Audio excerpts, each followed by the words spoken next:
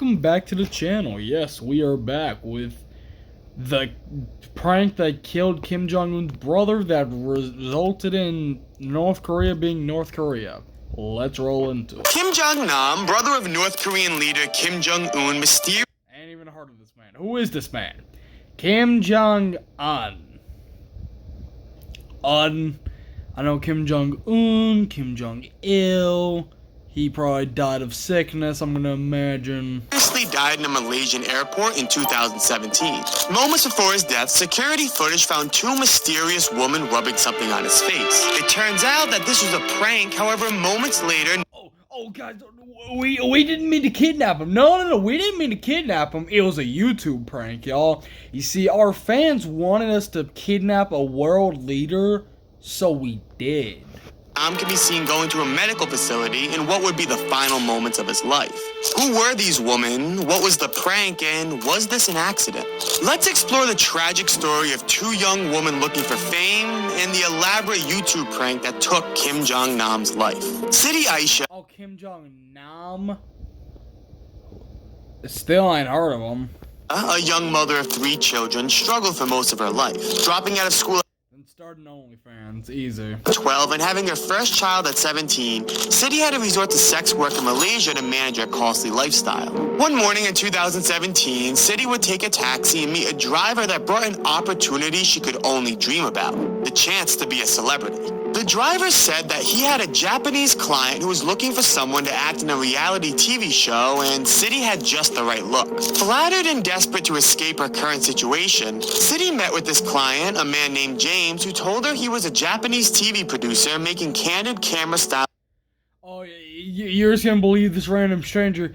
Hi, I'm Japanese Malaysian TV producer. You want to be on show? Yes. You on show, follow me. Shows for YouTube. The theme of his current project. Oh, hold up, pause this. What is this white ghost Pac-Man? No. Yeah, Pac-Man. No. Pac-Man, bro. What are we doing? This isn't even one of the ghosts, bro. They're supposed to be pink, blue, orange, and red. Like, those are supposed to be the Starburst colors, not white. What is this, mystery flavor Airheads, bro? It was a prank show. What is this back here? What is this little circle and a dot? Like, is that just an eye? Like, bro, what? What, Pixels After Dark? Does that even glow in the dark? I don't know. He was looking for a woman to execute quick and innocent pranks on locals in the area. The job paid $90 for 15 minutes of work, which was a monstrous increase to the $5 per client City was currently earning. Well, let's think. If she had to maintain her lifestyle, and she made how much a day?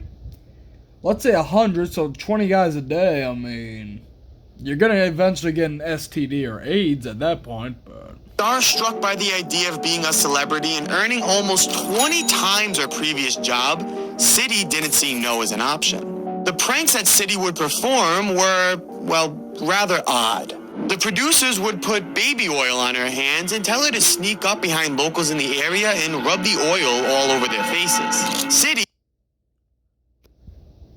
So we're just gonna assume... let me do this once. Oh no, I'm being faced with kidnap and assault charges. Like, bro, did you not think that through? Like, oh, if I sneak up on random men and put oil in their face, they're probably gonna think I'm either trying to kidnap them or assault them. I'm probably gonna go to jail for one of those two, or both, because I'm stupid enough to think that this man is an actual TV producer, bro. Like, what are you doing? He didn't quite get how these pranks were that entertaining. However, she didn't ask. Oh, because you see, baby oil blinds people. Questions. She lived a very secluded lifestyle and knew very little outside her life in Malaysia. She just assumed that this type of comedy was very funny in other sectors of the world. Not in America, not in Mexico, not in Canada, not in Europe, not in any other part of Asia that's sane. Let's see. What parts of Asia are actually sane? Not China, nah, their government, not North Korea, probably not Afghanistan. She would perform these pranks on multiple occasions in nearby malls and airports. Each time it would be the same prank, putting baby oil on people's faces. As time went on, James would encourage City by reassuring her that these pranks would go viral. He would continue to Let's look. Did they go viral? I don't know. We'll see at the end of this. I highly doubt they did. increase her wages, promise City a trip to the United States, and convinced her that she was about to be a star. In some ways, James was right. City was about to be known across the globe, just not in the way she envisioned. One day, City was given a $200 bonus and was told that her next prank could propel her into international stardom. This was because the team planned a fake prank on a stage actor who would react in a way that would cause the video to go viral. City, more encouraged by the money at this time, could care less. She was getting paid a ridiculous amount of money to put baby oil on people's faces. Staged or not, City knew her job and knew how to do it right. The prank was planned to occur at the Kuala Lumpur International Airport, a common location for this prank show at the time. This time around, however, a second actress named Wang Ti Huang was hired alongside City. Wait, no. Hung, Donkey Kong. To engage in the prank. Everything occurred exactly how it always had. The woman would meet at the airport, James would put baby oil on their hands, and they would be sent out to prank visitors walking by. The only difference being that this prank would be executed on the stage actor. However, unbeknownst to the woman, the man they pointed out wasn't an actor at all, but instead Kim Jong-un's half-brother, Kim Jong-nam. Kim Jong-nam was an outlier in the family. He was the oldest brother and at one point in time was in line to succeed his father, Kim Jong-il, as a leader of North Korea. Unattracted by the idea, Kim Jong-nam would take after his mother and find love in the arts. He was fascinated by film and would take role as a loving and attempted father to his son, Kim Han-sol. As mentioned, Kim Jong-un and Jim Hansel.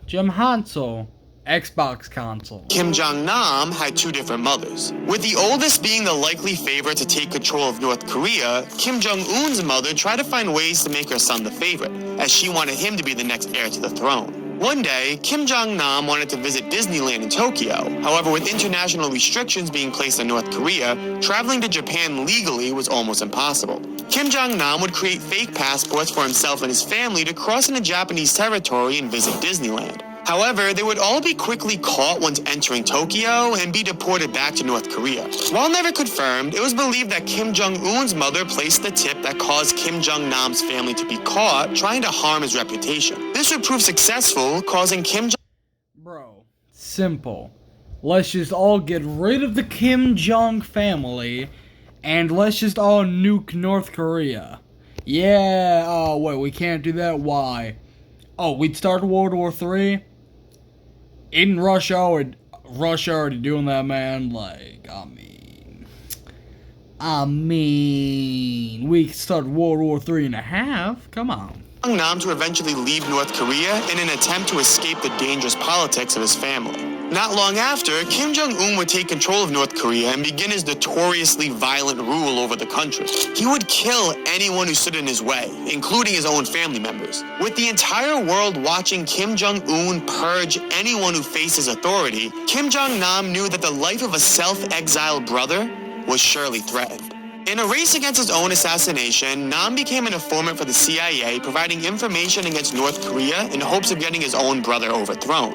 However, despite his efforts, Kim Jong-un would prove to be victorious in what was one of the most elaborate assassinations ever executed. With North Korea being viewed as one of the most repressive and violent countries at the time, officials wanted this assassination. Yeah, so is most of the Middle East and Afghanistan, but we don't talk about them as much unless we need oil, you know?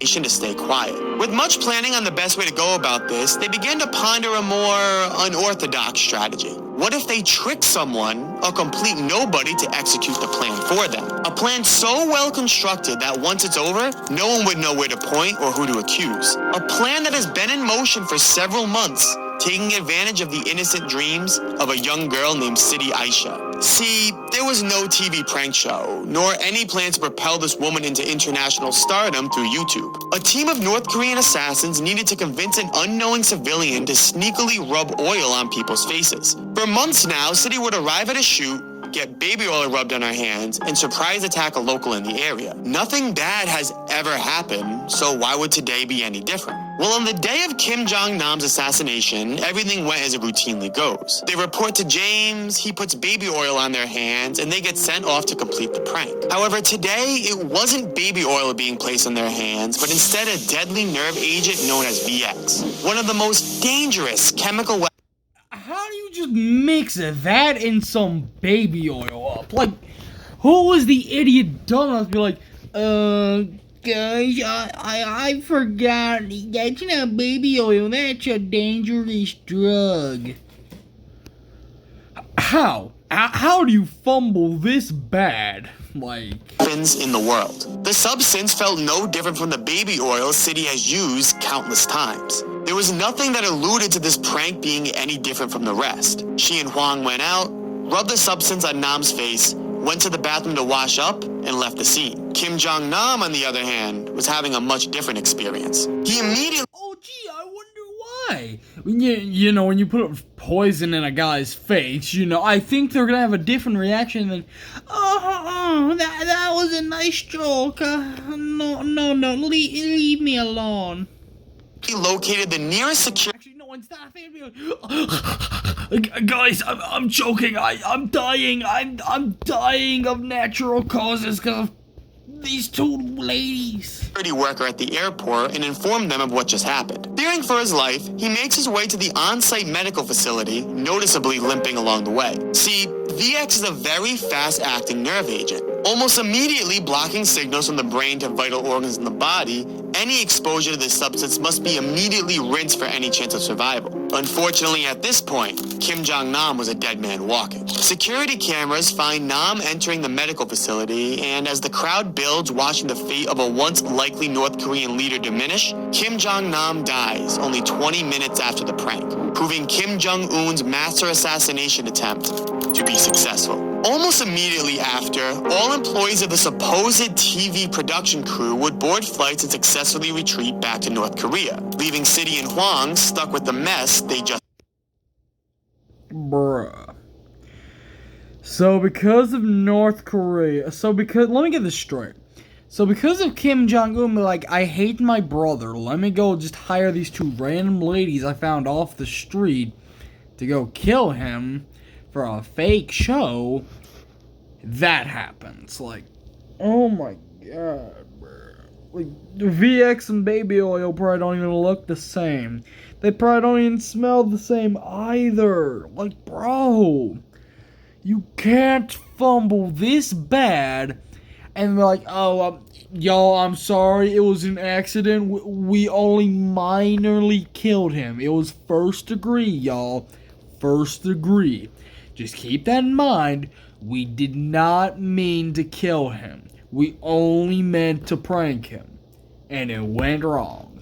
The two women were arrested for murder and were set to face the worst punishment possible in Malaysia, death. They pleaded to authorities, explaining the unlikely and unbelievable tale of how they were tricked into assassinating such an important figure, to which they were met with expected skepticism. How could you be tricked into a murder? As authorities began to examine the airport security tapes, they began to piece together that these women weren't alone. Undercover agents can be seen walking by the medical facility to monitor the status of Kim Jong-nam. The chemist of the nerve agent was identified and found lurking the airport's corridors, and the organizer of the assassination is found watching the entire plan unfold. The woman's stories were becoming more believable, however, it wasn't until they pulled the chemist for questioning that they all but confirmed the role of North Korea in this assassination. Security footage leaked from North Korean ambassadors speaking with the chemist showed the team Not gonna lie, I still think the lady should be murdered. Like, it's their fault for even thinking that was a real show, dude. Like, how? I get it, you needed money, but how you about to fall for them and be like, oh, this is real? Yeah, we'll definitely jump at this opportunity of, yeah, this isn't real, we just got scammed. The story they would tell the world. In this, you can see the group getting their facts straight and even commending the chemist on his job, saying that his fellow comrades were very worried. The two women were found innocent of murder. However, Hwang needed to serve a few years in jail due to her specific role in handling the nerve agent. An unfair punishment, but certainly better. Unfair? Oh, don't, I'm not even going to. Than the charge she was facing before. While the assassination of Kim Jong-nam was a success, their goal didn't go exactly as planned. The world addressed their concerns with the cruel and violent terror that Kim Jong-un was inflicting on his country, and the United States relisted North Korea as a state sponsor of terrorism. As for the So that's what? North Korea, Iran, Iraq, Afghanistan. I'm probably missing one. Probably not I would not assume Pakistan.